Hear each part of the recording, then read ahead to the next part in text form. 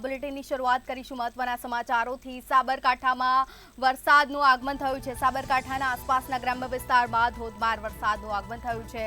હિંમતનગરમાં બપોર બાદ ધીમી ધારે વરસાદનું આગમન થયું છે। કાંકલોડ અને બેરણા પંથકમાં વરસાદનું આગમન થયું છે। મેઘરાજાએ ધબધબાટી બોલાવી છે। કૃષ્ણધામ વિસ્તારમાં પણ વરસાદ શરૂ થયો છે। હિંમતનગરમાં બપોર બાદ ધીમી ધારે વરસાદનું આગમન થયું છે। ક્યાંક વરસાદી ઝાપટા તો ક્યાંક ધોધમાર વરસાદનું આગમન થયું છે। સાબરકાંઠામાં ગ્રામ્ય વિસ્તારોમાં વરસાદ થયો છે। હિંમતનગરમાં બપોર બાદ વાતાવરણમાં પલટો આવ્યો અને ધીમી ધારે વરસાદનું આગમન થયું।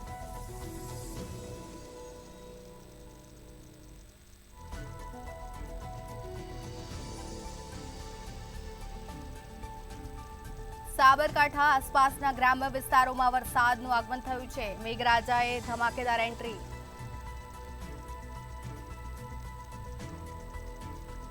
વધુ જાણકારી સાથે સંવાદદાતા દીપક જોડાઈ ગયા છે।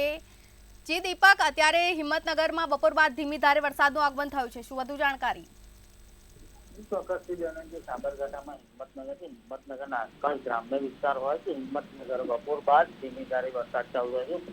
વાત કરવામાં આવે કાંકરોલ બેરણા પંથકમાં વરસાદ વરસ્યો હતો। જો હિંમતનગરનું જે મુખ્ય શહેર કહેવાય હિંમતનગર, ત્યાં પણ ધીમી ધારે વરસાદ ચાલ્યો।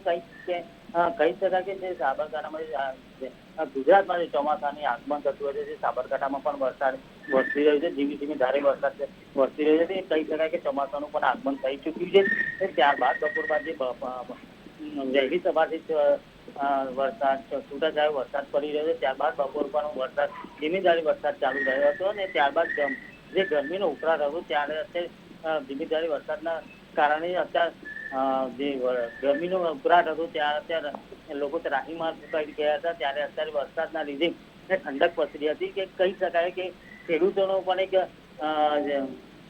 ખુશીની લહેર કહેવાય કે જે વાવણી કરવાની હતી, વાવણીનો વરસાદ થતા ખેડૂતોમાં પણ એક ખુશીનો માહોલ જોવા મળ્યો છે। જી બિલકુલ, તમામ જાણકારી બદલ આભાર આપનો। તો સાબરકાંઠાથી સમાચાર। હિંમતનગરમાં ધીમી ધારે વરસાદનું આગમન થયું છે।